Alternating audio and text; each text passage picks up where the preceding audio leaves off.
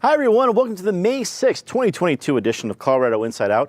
I'm your host, Dominic Dezzutti. Thank you so much for joining us. If you've missed the last few weeks, I'm in my last couple of shows. This is the second to last show, and I cannot wait till you see the very special guests we have for this program. I'm looking very, very forward to it. But I will be with you next week, and then we'll have our grand finales. For my time, the show will go on. But let's get to our first topic. In the wake of the leaked U.S. Supreme Court draft opinion that possibly telegraphs the overturning of Roe v. Wade, Colorado finds itself in the middle of the national discussion. While the draft is not yet a release of a formal decision, the potential ramifications have sent shockwaves throughout the country. Last month, Colorado lawmakers passed a bill that codified the right to abortion into law here in Colorado and is among the only Western states to have done so. Patty Calhoun from Westwood, as always, we start with you. This is not the first time Colorado's been a trailblazer on this issue. We've been in that role before. What do you think this will mean for Colorado politics, at least this year, assuming that what we've seen as a draft opinion is what we will see as an actual opinion moving forward? Well, lamentably, it might mean a big boom in tourism for Colorado because women who cannot get abortions in Arizona or Oklahoma or Texas may be coming here. Colorado was the first state in the union to legalize abortion back in 1967, and Dick Lamm led that charge. A Republican governor signed it. Everyone agreed that under certain circumstances, and they were more limited then, women have the right to an abortion. They have control over their bodies. 50 years later, we are now finding out that some people don't think that's right. I'm fascinated by the focus on the leak, as though if this came out under the normal circumstances a month from now, people wouldn't be as upset. You know, in journalism, you depend on leaks. I don't know who leaked this. It could be Justice John Roberts, for all I know, because he'd rather not have the decision be so snarky the way Judge Alito wrote it. But the fact is, people are concerned. Most of the countries, 69, 70% believe in choice, although there are limitations on how they believe it. Women have had control of their bodies for 50 years. Anyone who lived through the period before that knows just what many people went through. And I'm glad Colorado's codified this into law. I originally thought it was unnecessary, but now I think it was a good move. David Kopel from the Independence Institute and DU Law School. You have been one of our legal experts for as long as you've been on the show, but also someone who has been part of a team to argue in front of the U.S. Supreme Court. So you know how it works. What do we need to at least know about the whole idea of a draft opinion or an official opinion, and are we getting ahead of our skis on this one opinion-wise? What do we need to know? Well, that's part of the mystery. This is a draft first opinion from February 10th. Presumably by now, whatever the court is working on is a much revised thing. That's why you send out the first draft to all your fellow justices. Some will write a dissenting opinion off of it or a concurrence, and maybe everyone, even those who aren't in the majority, may have suggestions to improve it. So this is that's a very strange thing in itself, but beyond the strangeness, it's heinous. There's never been an act like that has never taken place in all of our history. And it's disturbing to think that whoever that extremely unpatriotic person is who did this, that person's probably still inside the Supreme Court building, and who knows what the person's doing to further harm the rule of law. And I'd say locally heinous are the criminals who desecrated the Sacred Heart of Mary Catholic Church in Boulder this week. You know, Coloradans have voted on abortion 9 times. In one vote, they amended the state constitution to prohibit taxpayer funding for abortion. In another vote, they enacted parental notification, not permission, parental notification for minors seeking an abortion with a judicial bypass under appropriate circumstances. And 7 other times, they voted against other restrictions, some of them large, some of them small. So the new abortion rights law that the legislature passed this year is mostly consistent with what the voters of Colorado have said, and that's as it should be. But there are 2 exceptions. One is getting rid of parental notification, and the second is the law eliminates all rights for the unborn child against attacks by criminals. If you deliberately injure a parakeet in Colorado, you can be criminally prosecuted for the harm you did to the parakeet. And this new law says an 8-month fetus is expressly denied even a parakeet's level of legal protection in Colorado. So going around our panel, one of our special guests, as I said, we've had a few weeks here with some special folks. I am so thrilled to be able to introduce Joey Bunch, legendary, although retired right now, legendary reporter and editor of Colorado Politics, and just one of the best political reporters in town, Joey. It's great to have you here. You know, abortion doesn't seem to be a voting issue in Colorado politically, but might it become one because it's going to be such a huge issue for this fall, theoretically, from what we've seen telegraphed from this draft opinion? Well, it'll depend if it energizes Republicans. You know, they're pretty beat down and they're looking for a spark. But, you know, Democrats, I don't know. You know, Democrats have had their way on abortion, and I think Patty hit the nail on the head. You know, what this means for Colorado is more abortion, not less, because Western states, they're going to, you know, they're going to come to Colorado, you know, come for the skiing, stay for an abortion. But, you know, we're living in disgraceful times. I mean, you know, this feels like both a relic of the past and a sign of the times. You know, you mix in Trump and McCarthy and memory lapse Marjorie and the rest of the, you know, congressional insurrection. Decency has never been a cheaper commodity. You know, we've stunk up the executive branch and the legislative branch, so since we're at the dog track, let's bet the trifecta and throw in the judicial branch as well. Yeah, and Dave's right, too. You know, anybody that's proud of this whole situation, you know, whether it's the congressional hearings, whether it's the leak, or whether it's the ruling itself, nobody has clean hands, and there's not anything to be proud of. And if you can find something to be proud of, then it just speaks to how far you've fallen. And you wonder why we call him ratings gold, Joey Bunch, around here. Thank you so much for being here. And finally, we were trying to figure out, you know, what do we put on the lower third here for our next guest? And legend seemed to be the most appropriate one. But we went with retired radio talk show host Peter Boyles joins us. Usually in this chair for so many years, Peter. It is such an honor for me to have you here. Thank you for being here for this program. You have seen issues create their own momentum in Colorado, and this seems to be one that could go either way. Do you think this will build momentum as we get closer to November? In 3 weeks, you and I and Joe can meet at Perkins for the early bird. Yes, we can. As we're out of work. And thank you for inviting me to be here as part of the end of this, and we'll talk about that. I see it all kinds of different ways. I love what you guys are saying, and it's so good to be back at the table. Number one, it's sort of this interesting states' right thing, where Colorado says okay to marijuana and the rest of the country doesn't know what to do.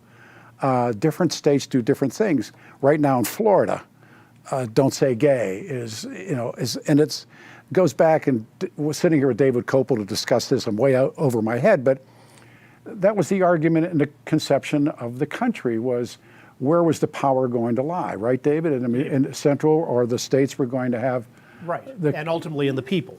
And that wasn't it, and Hamilton argues it, and Yep. they all argue it. And so it's kind of interesting to see it that way. Mm-hmm. And I'm like Patty, when Dick Lamb came through and it was signed by, was it Bill Owens that signed it, or? Love. John Love signed it, I'm sorry, I apologize. So I don't know, this is not going to help the Republican Party. The Republican Party is a disaster. I mean, it's the Titanic. And so throw this in, and there was this running gag that why these women voted against Donald Trump is because he reminded them of their ex-husband. And so now let's take, you know, where we really do need people that are middle-of-the-road folks to perhaps push across the Republican Party, which is not going to happen, but let's curveball this. And so the outcome of this is bad, no matter how. And one more thing, don't you think that Roberts or somebody's walking around asking for cell phones at the Supreme Court? He wants to kind of collect everybody's cell phone and see. But you know, you're right, David, and that was criminal. So it's one of those things. There's no good ending to this. There really isn't. It's a good point, and certainly something that we'll be tackling here at the table for weeks to come. Is before we move on, I think we've covered it, and we'll certainly be covering it moving forward. Let's get to our next topic. A Denver City Council committee with support from Mayor Michael Hancock is proposing a ban on concealed weapons on city-owned properties, including government buildings, buildings leased to and by the city, and public parks. The entire City Council will discuss the proposal on May 16th. David, you're a national expert on Second Amendment issues. This one, I mean, there's already metal detectors walking into city halls. That doesn't seem to be that much of a stretch. But city parks seem to be like a whole different situation. And what is the legal backing of laws like this that the Denver City Council is proposing? Well, so I wrote an open letter to the Denver City Council on this matter to give them some information. It's on the Complete Colorado website. Said first, the U.S. Supreme Court is currently working on its most major case ever on the right to bear arms, and the decision will come either this month or next. So it would just be prudent for the City Council to wait for that decision so they can write something that's compliant with it. Second, based on the existing precedents from the U.S. Supreme Court and from the other lower courts, a ban on licensed carry in government buildings is constitutional, and a ban on licensed carry in parks is not. And third, the data from the FBI and the county sheriffs of Colorado show that adults with concealed carry permits in Colorado are much, much more law-abiding than the general adult population. In fact, the people with the carry permits are 39 times less likely to be arrested in any given year. And that only makes sense because, other than ripping off the do not remove tag from your mattress, concealed carry is the easiest crime in the world to get away with. You know, just don't walk into a metal detector and you'll get away with it. So the only people who bother with the process of all the money you have to spend to do it and all the many hours, especially in Denver, that it takes, they're so hyper law abiding, they're going through all this just to get a little card from the government so they can get away with something they could have gotten away with anyway, which means this whole Denver City crackdown is not about public safety, it's about political theater. Joey, admittedly, not an expert of Second Amendment rules and the law like David is, but I think about the idea that suddenly there's a law so you can't carry a gun in a park. I can't imagine somebody who's there to do something nefarious. Like, oh, wait a second, Bob, we can't do this. We can't carry a gun here. We got to put this back in the car. I don't think that's going to happen. Perhaps I'm being cynical, would not be the first time. Your thoughts? I see the 3 Ps all the time: pointless, political, ploy. That's what this is. I mean, come on, look at Denver. It's an ultra-liberal city with a multitude of problems.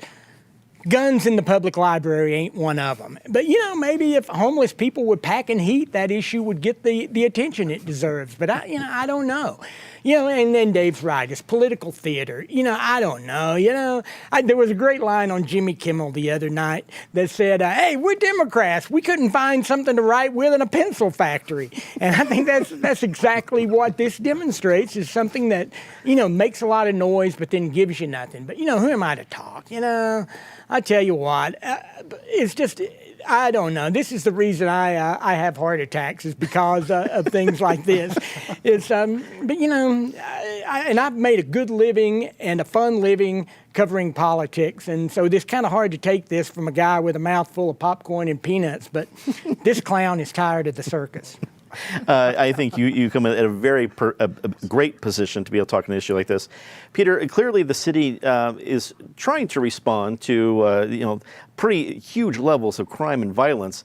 I don't know if this is what's actually going to do something about it. What do you think? Well, I mean, disarming a citizen from a criminal who potentially could be there to do something wrong seems obscene.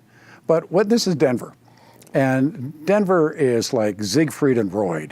Siegfried and Roy, and you'll do something over here to distract something over here. In the meantime, we have this skyrocketing crime problem, this amazing dope problem, all these problems of homelessness, all the issues that, people are not allowed to protect their own children in schools. So what is the Denver City Council going to do? Take away David's gun. Brilliant. I mean, David's right. David's absolutely right. Patty, not the first time we've talked about Denver City Council politics here. Where do you think this goes from here? I think we're going to have one big discussion. They already had postponed it a week to get more information from the city attorney's office that it turned out David so politely provided.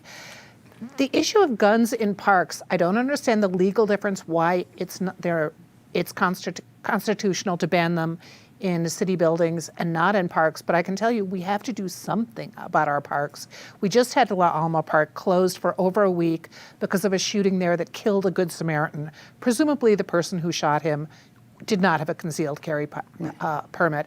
We had the big shooting in Civic Center Park, and Lee Keltner was killed by an unlicensed security guard who shouldn't have been packing either. His concealed carry, I think, was from Elbert County. But so we've had issues that this would not solve. But clearly we have issues in our parks that we need to deal with. Denver's first black district attorney, Norm Early, passed away early this week. Serving as district attorney of Denver from 1983 to 1993, Early was involved in many high-profile cases. Early ran for mayor of Denver in 1991, entering the race as the frontrunner, but state lawmaker Wellington Webb defeated him in the runoff election. Joey, we start with you on this one. A legendary person in Denver politics and really ran the gamut of successes and failures, but certainly part of a lot of big things happening in Denver. Your thoughts on the passing of Norm Early? Well, I considered him a personal friend. I could call him anytime. He always returned my call, and he always hadn't found a way to make me smile. But he's a legend of history. Whether you agree with his politics or not, you cannot deny that he was a consequential person. And, we're losing those people. This comes just a couple of weeks after we lost Dennis Gallagher. And there's not hardly a week that goes by that I don't still grieve for Greg Hobbs, who was my mentor and friend and the former Supreme Court Justice. And all we can do is stand and salute as the parade of history goes by. And we've lost another great one. An excellent take as always. Peter, we've covered both here on this show with you and on your radio show a lot of the things that Norm Early is involved in, including, wasn't he district attorney for Alan Berg's murder? I had lunch with a friend yesterday, and we talked about that when, after the RICO trial in Seattle, and then following that, then there was Alan's civil rights had been violated, and it was, I believe it was Judge Kane, I think, sat that one. And then came, and that was a federal case here, but then Norm had the opportunity to seek the death penalty on four of the men who were still, three of the four that were in the car the night they killed him. Robert Matthews had died on Whibley Island, but there was Bruce Carroll Pierce, David Lane, and I believe Richard Scutari was the other guy in the car. And Norm passed on the death penalty. And we had big conversations about it. I can't tell you that I wanted him to prosecute them. I wanted him to prosecute them, and he chose not to. But Norm was a very good man. We were close friends. I like what Joe said about him. Wellington Webb took a page out of the Dick Lamb scrapbook. When Dick Lamb walked Colorado, he literally did, and Wellington Webb put on and I think it was part of his logo, was a big tennis shoe, big walking shoe, and he walked Denver, and Norm got into bed with the elite, the power elite, the money, and I would try and say, Norm, please get away from these guys, and Ms. Calhoun and I have been taken to lunch and dinner by these people numbers of times to try and persuade us in the past not to be the two rotten human beings that we are, but, and that kind of crashed his political career. He was a good man, and I like what Joe said. I was going to use Dennis Gallagher. I went to Dennis's wake and spoke at his wake, and they're all, who's left? So. Sure. Patty, Norm Early is part of a lot of different issues in Colorado. As you follow Denver politics, he's a pivotal player. Again, winning or losing is still a big part of it. Your thoughts? Well, think how remarkable it was back in '91 when we had just had Denver's first Chicano mayor, Federico Pena, and Norm runs and Wellington Webb runs. So in a city that was still primarily white, you had two black candidates. Webb did come up from behind, and it wasn't just that Norm got attainted by the power elite. He also got involved with Yaphet Kotto, the Hollywood actor in one of the strangest chapters in Colorado political history that was right before this show started, so we never got a chance to talk about it, so I am now. It was really unusual, and he just kind of lost his way, and I would almost say his mojo on that. He was a good man, he was a good DA, and we should remember him as a good public servant for this city. David, as district attorney, part of a lot of pivotal cases in Denver's history, what do you think about, as we talk about the legacy of Norm Early? Well, one of the other things was he became a mentor to many young black lawyers and founded like the Sam Carey Bar Association for black lawyers. So he was a huge leader for the current generation of Colorado lawyers. On the mayoral thing, he was the victim of the long-running curse that if there's an open seat race for mayor in Denver, whoever's leading early never wins at the end. And in fact, the same thing happened much later to his finance chairman for that 99-1 race, Chris Romer, when Chris was the candidate for mayor of Denver. So if you're one of those, what seems to be hundreds of viewers out there thinking about running for mayor of Denver this year, next year, be a tortoise, not a hare. Hear, hear. Well, let's get to our very favorite part of the show. Start with Disgrace of the Week. As always, Ms. Calhoun, please start us off. It's just too easy, but I have to. Homeland Security, probably not smart to start a disinformation board, but Lauren Boebert jumping on it. If there's anyone who knows disinformation, it's that Colorado Congresswoman. David. Another disinformation expert, President Obama, is leading this push for government control of speech and disinformation. Let's remember that he won an award from PolitiFact, the left-leaning fact-check organization. They gave him the Lie of the Year award for what he knew at the time was false when he was saying that with Obamacare, if you like your doctor, you can keep your doctor. We're getting some greatest hits into this one. I like this. Joey. Congressman Madison Cawthorn. Just Google it, folks. But I'm going to take the glass half full position here that Madison Cawthorn and Marjorie Taylor Greene make Lauren Boebert look like the adult in the room, and that ain't easy. Indeed. Peter. I was going to go with the Colorado State Republican Party till Ms. Calhoun talked me into doing John Eastman. And I believe now John Eastman was a real fun guest on the radio show, and Professor Eastman. And I believe that the professor has now taken the Fifth Amendment more times than Frank Costello. And so what a guy, John Eastman, and over to you. It is now time to say something nice about somebody. Patty. The Colorado Chicano Mural Project was just named by the National Historic Trust as one of the endangered places, which is good. It's recognition of these incredible artists and the long legacy they left in Colorado. David. So I won't be here next week because of another commitment. So this is my last show with Dominic. And for over a quarter century, he has given this show and this station his all. Colorado public television viewers have long been accustomed to public television being better because he's part of it, and he will be missed. Thank you very much, David. It's very kind. Joey. Here to Dave. And all I can say is that if the Denver Press Club isn't clearing a space on the Hall of Fame, they ought to burn down the building and walk away in a fireball of shame. Very kind. Thank you, Joey. Thank you. Peter. Speaking of that, finally, the Colorado Press Club is going to bring in Alan Berg. And about time. And the Radio Hall of Fame, the Radio Television Hall of Fame, I've talked to them, and they've decided after all these years that they'll bring in Alan, I think, as well. I'll just second and third what we talked a little bit before the show started. Mm-hmm. Dominic walked in here as an intern. And it was me and Ms. Calhoun, I think, were the only original, you know, and you think of that legacy of Sue, Pierre, Al Knight. I mean, what a table it was. And you came in as, how old were you? 23. And you've exceeded. So for you, Dominic. Oh, thank you. That is very kind. And I get to say a few things nice about some folks here. I've carved out some time here. I'm going to start with right around the table. I have had the great honor to, again, walk in as an intern, and Peter was one of the folks that kind of raised me as a pup. That actually have any TV experience comes because I was able to watch a master at work with Peter, both the tape show and the live show. And when they finally establish a Mount Rushmore of Colorado media, there's a big smiling face of Peter Boyles waiting for it. And it means the world to me for you to be here for this show, Peter. Thank you. I also want to say something nice about our friend Joey Bunch. Like I told you before, there's a very good reason why we call him Ratings Gold around here. Everybody loves Joey. That's not hyperbole. It's not the name of a great TV show, although it would be a good TV show.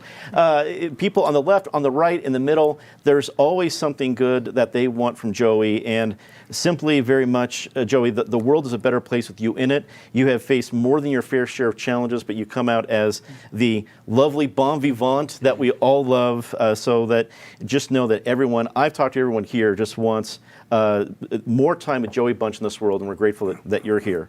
And as David so eloquently put, it is his last show with me. He's not here next week. David is very simply one of the smartest people I've ever known. I like to tell people that the three most well-read people that I know in the entire world, two of them are sitting here. It's Peter Boyle, it's David Coppola, and my father. If I read a tenth of the books they've read, I'll have to read between now and the end of my ending days. But what you also need to know as an audience is the work David does behind the scenes to make sure we deliver the very best program to you. Are we covering the right topics? And Patty and I like to tease him that he actually is one of the few people that do homework on the show. If we're going to cover a lawsuit, an amendment, a bill, David reads it. He doesn't skim it. He doesn't look at the headlines like Patty and I do. He's actually going to read the whole thing because that means he can provide the very best analysis to you. He has always thought about putting the audience first, and I get all the viewer email. There are folks that know he's one of the smartest people at the table. There are folks that want to disagree with him every week, and I love all of that because he's here for all of it. And I'm just been grateful for my time with you here, David. Patty is with me next week, so she gets her Say Something next week. I have one more Say Something Nice for a very special group of people who you don't get a chance to see all the time, but I've had a chance to work with for so long. It's the crew of this show. We get to look good and just sit down and say funny things and great analysis, but it is our crew that works so hard that makes it happen. People like Raven, who's in back, making sure that I can actually read a script in the prompter. Jeff, Kevin, Mark, Paulina, Will, Julius, and Chad, all great people who have make this show happen. I'm so grateful to work with them, especially Julius, who's actually bested me at movie trivia twice. Now, don't get cocky, Julius. It's only been twice, but he's actually bested me there, but I thought I'd publicly admit that. And of course, two other people. One, the producer of this fine show, Elle Neff, who I'm so excited for this show to be in her hands moving forward. She's the perfect person to take it on. And the captain of the crew, the person, our own, he is calm in any crisis. Steven Zinn, our director. The reason it looks so good around here, our lighting, our shots, everything is because of him. He is so good under pressure. He makes Cool Hand Luke look like Don Knotts. And there's some of my crew here like, who the heck is Don Knotts? But trust me on this one, he is the guy you want with you in the foxhole. He is the person who keeps everything running smoothly. This crew is an amazing group of people, and I've had the distinct honor of working with them, and now dragging a little bit overtime, but then they handle that problem too. So to all those folks, I'm grateful. One more show to go. I will be with you next week, and we'll have more fun with some more special guests. But that is all the time we have for this episode of Colorado Inside Out. For everybody here at PBS 12, I'm Dominic Dezzutti. Thank you so much for watching. Good night.